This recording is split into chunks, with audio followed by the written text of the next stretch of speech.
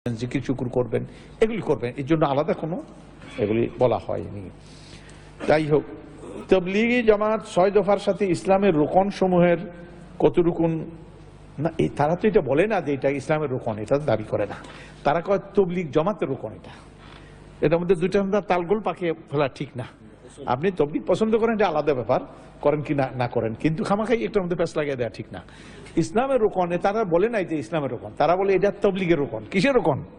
তাবলীগের ৫টা উসুল তারা নিজেরা তৈরি করছে। এটা তারা এই কথা কয় না আল্লাহ রসুল তৈরি করে দিয়েছেন, এই দাবি করাটা মোটেই ঠিক হবে না।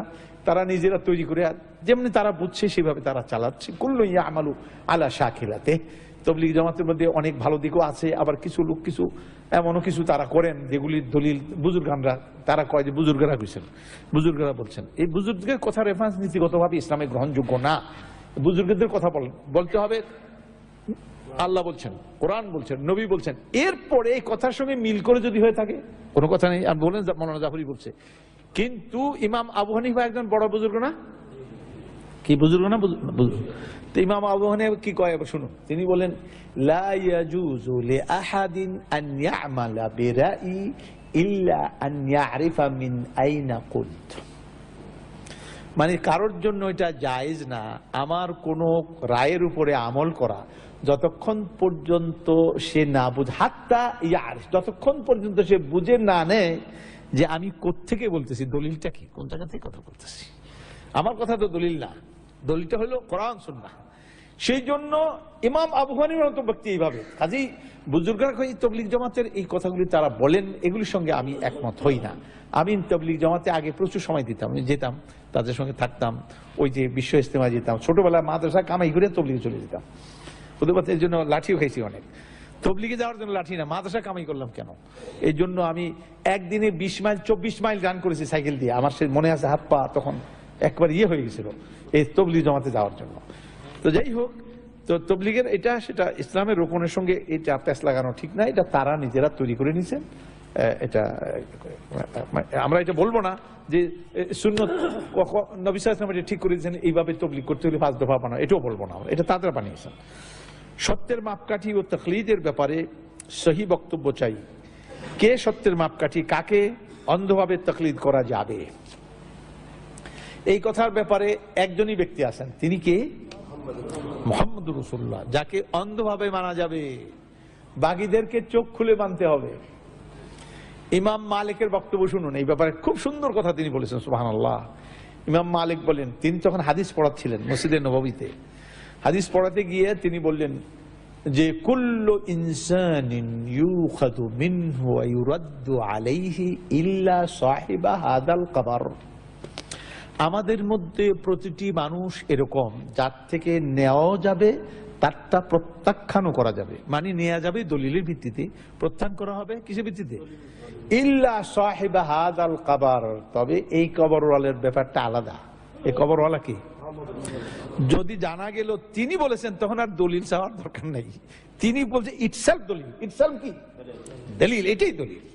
সুতরাং তিনি বললে আর এখানে কোন রকম প্রশ্ন উঠা যাবে না। চশমে মা রোশন দিলে মা সাদ আল্লাহ রাসূল আইন, মাথা পেতে নিতে হবে, অন্তর দিয়ে গ্রহণ করতে হবে। ফালা রাব্বিকা লা ইউমিনুনা হাত্তা ইউহাক্কিমুকা ফীমা শাজারা বাইনাহুম সুম্মা লা ইয়াজিদু ফি আনফুসিহিম হারাজাম মিম্মা কাদাইতু ওয়া ইউসাল্লিমু তাসলিমা।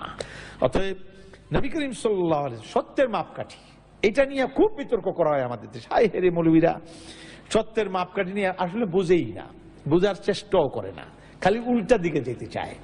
সত্যের মাপকাঠি এবার আপনি শুনেন। হযরত আব্দুল্লাহ ইবনে আব্বাস রাদিয়াল্লাহু তাআলা আনহুকে একজনে প্রশ্ন করলো একটা মাসআলা, তিনি জবাব দিলেন ক্বালা রাসূলুল্লাহ সাল্লাল্লাহু আলাইহি ওয়াসাল্লাম কাযা ওয়া কাযা। রাসূলুল্লাহ সাল্লাল্লাহু আলাইহি ওয়াসাল্লাম এই ব্যাপারে এই বলেছেন। লোকটাকে জবাব দিয়ে দিলেন। ওই লোকটি আবার পাল্টা বলল, কি বলল? আপনি বলছেন রাসূলুল্লাহ এই কথা বলছেন, তা আবু বকর ওমর তো ব্যাপারে এরকম বলেন না, এর বিপরীত এইটা বলেছেন। এই কথা বলার সাথে সাথে হযরত ইবনে আব্বাস বললেন, আমি দেখতে পাচ্ছি আসমান থেকে এক্ষুনি তোমার উপরে পাথর পড়লো বলে, এই যে পড়ে এই পড়লো বলে তোমার মাথার উপরে পড়লো পাথর। আমি কইলাম রাসূলুল্লাহ বলছেন, এরপরে তুমি আবু বকর ওমরের রেফারেন্স দিতে সাহস করলে কেমনে? তুমি কেমনে দুঃসাহস দেখাইলে যে তার কথা মোকাবিলায় বললা আবু বকর ওমর বলছে? তার মানে হচ্ছে আবু বকর ওমরের কাছে রাসূলুল্লাহ সাল্লাল্লাহু আলাইহি ওয়াসাল্লামের কথাটা পৌঁছে নাই, সুতরাং ইজতিহাদ করে ওনারা এই কথাটা বলেছেন। ওনার কাছে এই রায়টা জানেন না ওনারা, কিন্তু কার কাছে জানা আছে? হযরতে ইবনে আব্বাসের কাছে জানা আছে বলে তিনি ইজতিহাদে না গিয়ে কি করছেন, রাসূলুল্লাহ সাল্লাল্লাহু আলাইহি ওয়াসাল্লামের কথা বলেছেন। এখন কাবা শরীফের মধ্যে ঢোকার পরে কিবলা তালাশ করণটা জায়েজ নেই, জায়েজ হবে? যদি আপনি মনে করেন যে যদি কোন যে কিবলা কোন দিকে, তাহলে তো কাবাও ছিলেন না, কিবলাও ছিলেন না। আলহামদুলিল্লাহ আমি কাবা শরীফে ঢুকছি, তো কাবা শরীফ ঢুকার পরে এখন তো কিবলা চারিপাশে আমার ঘেরাও করছে, এখন খালি যেদিকে পারছি দেখা দূরে কাত খালি মারতেছে ঘুরে ঘুরে, কারণ এখন কিবলা যেদিকে ইচ্ছা সেদিকে কিবলার মধ্যে ঢুকে পড়ছি। তো এখন নবী করিম সাল্লাল্লাহু আলাইহি ওয়াসাল্লামের কথা যখন জানা গেল তার মতে, এরপরে আবার কিবলা তালাশ করা, আবু বকর ওমর বলছে এই কথা কইতে সাহস করলা কেমনে তুমি? তাহলে অন্ধভাবে কাকে মানতে হবে? এবং ওমর রাদিয়াল্লাহু তাআলা আনহু যে বললেন, তিনি যে বললেন তাকে মাপকাঠি বানাবেন না আপনারা। ওই মৌলবীরা কয় যে সাহাবায়ে কেরাম মাপকাঠি, তো ঠিক আছে সাহাবায়ে কেরাম মাপকাঠি। ওমর রাদিয়াল্লাহু তাআলাকে যখন ও মহিলা চ্যালেঞ্জ করলো, কিভাবে মাপকাঠিতে চ্যালেঞ্জ করা যায়? কি ভাই, মহিলা কিভাবে বললো যে আপনি তো কইলেন এই কথা দেনমোহর কম করতে, কিন্তু আল্লাহ কয় এটা, আপনি এটা কি কইলেন? হযরত ওমর কি নিজের কথা স্ট্রিক করলেন না কোথায় চলে গেলেন? তিনি চলে গেলেন যে না আমি ভুল করেছি, ঠিক করেছে। যে ভুল করে সে কি মাপকাঠি হতে পারে? যে ভুল করে মাপকাঠি হয়? মাপকাঠি হয় না।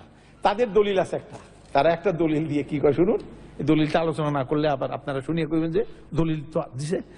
দলিল কয় ওয়াইদা কিলা লাহুম আমিনু কামা আমানান নাস, যখন তাদেরকে বলা হয় ঈমান আনো যেমনটা লোকেরা ঈমান আনছে, এই লোকেরা বলতে সাহাবায়ে কেরাম, সাহাবায়ে কেরাম যেভাবে ঈমান আনছে মুনাফিকদেরকে বলা হয় এইভাবে ঈমান আনো, তাহলে সাহাবায়ে কেরাম ঈমানটা কি হয়ে গেল? এর মাপকাঠি হয়ে গেল কোরআনের দ্বারা। বলে হ্যাঁ ঠিক আছে, ভালোই কইছেন আপনি, কিন্তু এইখানে সাহাবায়ে কেরাম এই উম্মতের মৌলিক 4টা দলিল আছে। একটা দলিল, এর মধ্যে 2টা হলো একবারে মৌলিক আর পরের 2টা আপেক্ষিক। একটা হলো কোরআন, একটা হলো সুন্নাহ, এরপরে ইজমা, এরপরে কিয়াস ইজতিহাদ। তাহলে এখানে কোরআন সুন্নাহর পরে যেটা ইজমা, ইজমা কাদের? এই ইজমা নিয়ে বহস অনেক হয়েছে।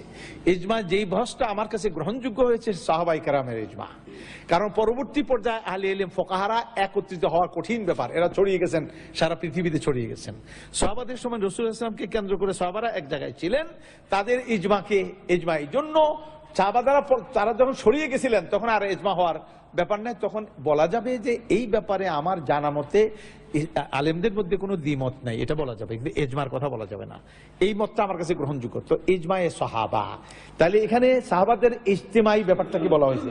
ওয়াইদা কিলা লাহুম আমিনু কামা আমানান নাস, তো সাহাবাদের ইজতিমাই ব্যাপারের কথা বলা হয়েছে, এটা আমরা দলিল হিসাবে মানি, সেটা হলো ইজমা। যেটা কি, কিন্তু ব্যক্তি সাহাবা তিনি মাপকাঠি হতে পারেন না, চক্ষু বন্ধ করে তাকে মানা যাবে না। তারা সাহাবারও একজন আরেকজনকে এভাবে মানেননি, পরবর্তী পর্যায়ে তারা চক্ষু বন্ধ করে মানেননি। অতএব এই আয়াতের তারা ভুল ব্যাখ্যা করছে। আসল ব্যাখ্যা যেটা আমি বললাম, এটা ইজমাই ফায়সালা, এই ফায়সালার ব্যাপারে এটা ইজতিমার কথা বলা হয়েছে, কামা আমানান নাস, ঠিক আছে আলহামদুলিল্লাহ। তারপরে তাকলিদের ব্যাপার, আর বাকি তাকলিদ গুলো যেটা আপনারা করবেন চক্ষু খুলেই তাকলিদ করতে হবে, চক্ষু বন্ধ করে নয়। আমরা আলহামদুলিল্লাহ আমরা তাকলিদ করি, কিন্তু তাকলিদ করি কিভাবে? আমরা তাকলিদ করি আমাদের উস্তাদেরও তাকলিদ করি, আমাদের শেখের তাকলিদ করি, আমাদের ইমামের তাকলিদ করি, কিন্তু সেটা চোখ খুলে করি, চক্ষু বন্ধ করে আমরা তাকলিদ করি না। মূল দলিলের প্রতি খেয়াল, কোরআন সুন্নাহ মোতাবেক কিনা, কিন্তু বললেই এটা আমরা করে ফেলবো এমন কোনো কথা নয়। হযরত আলী রাদিয়াল্লাহু তাআলা একটা সুন্দর বক্তব্য শুনে নেন, কত সুন্দর বলেছেন। তিনি বলেন এরিফুল হাক্কা এরিফুর রিজালা বিল হাক্কি ওয়ালা তারিফুল হাক্কা বির রিজাল, বড়দের দ্বারা হক চিনো না, হকের দ্বারা বড়কে চিনো। বড়দেরকে চিনো কি দিয়া? হক দিয়া। হক দিয়া, হক হইলো কোরআন সুন্নাহ, হক দিয়া বড়দেরকে চিনো, কিন্তু বড়দের দ্বারা বড়রা কইলেই হক হয়ে যায় না, কারণ বড়রাও ভুল করে। আর বড়রা যখন ভুল করে, ছোট ভুল করে না, যে বেটা তাল গাছ থেকে পড়ে আর যে বেটা বড়ই গাছ থেকে পড়ে, দুই পড়া কি একরকম হয়? হ্যাঁ, কথা বুঝতে পারছেন? ওইরকম ভুল করে, এই জন্য চক্ষু বন্ধ করেন, নিষেধ করা হয়েছে চক্ষু বন্ধ করে তাকলিদ করবেন।